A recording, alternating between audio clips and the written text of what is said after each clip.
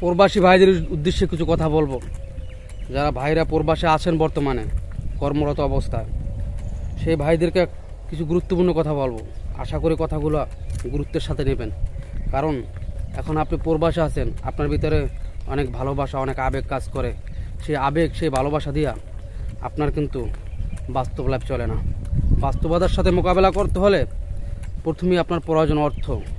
তো আপনি যে টাকা উপার্জন করেন তার থেকে কিছুটা হইলেও সঞ্চয় করবেন, আর কিছুটা ফ্যামিলিকে চালানোর জন্য যে খরচের জন্য প্রয়োজন হয় সেটা দেবেন। ফ্যামিলির প্রয়োজনও মিটাবেন, আর আপনার জন্য কিছু সময় সঞ্চয় করবেন। সঞ্চয় করে আস্তে আস্তে সেই সঞ্চয়ের কিছু অংশ থেকে আপনি দেশে যাওয়ার আগেই যদি পারেন, যে আপনার সেই রকম লোক থাকে, বিশ্বস্ত লোক থাকে, তার থেকে কিছু একটা করার চেষ্টা করেন। কারণ আপনি জায়গায় যেন সরাসরি সেই জায়গাটায় আপনি বসতে পারেন, সেই জায়গাটার আপনি হাল ধরতে পারেন। আর যদি সেরকম না থাকে, স্বল্প স্বল্প করে কিছু সঞ্চয় করে আপনি যখন দেশে যাবেন, তখন এই সঞ্চয়টা আপনার সবচেয়ে মূল্যবান সম্পদ, এবং এই সঞ্চয়টা আপনার সবচেয়ে বড় শক্তি। আপনি যদি সব টাকা ফ্যামিলির কাছে দিয়ে দেন, হয়তো ফ্যামিলি আপনার থেকে কিছু সঞ্চয় নাও করতে পারে, কারণ সব ফ্যামিলি তো আর একরকম হয় না। কিছু কিছু ফ্যামিলি আছে যে বিভিন্নভাবে টাকা পেলেও সেটাকে নষ্ট করে, বা অন্য অন্যভাবে বিভিন্ন হ্যাসাল করতে হয়। তো এই হ্যাসালের ভিতরে যেন আপনি না পড়েন।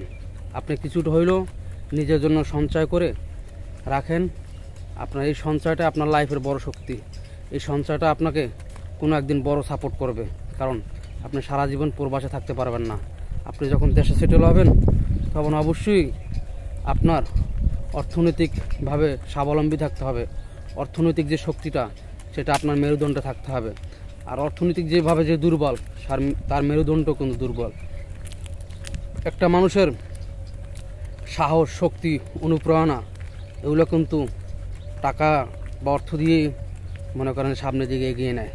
আর এই জায়গা থেকে যদি আপনি দুর্বল থাকেন, কখনোই এগিয়ে যেতে পারবেন না। এই কথাটা মাথায় রেখে আশা করি প্রবাসী ভাইরা কাজ করবেন।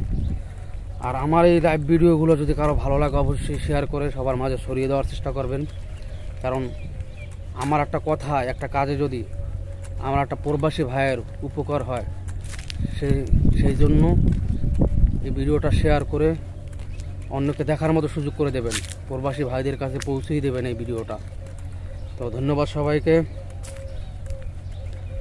টাকায় আমায় মানুষ চিনাইছে, ও টাকায় আমায় মানুষ চিনাইছে। এই টাকার জন্য বাবা আমায় বিদেশে পাঠাইছে।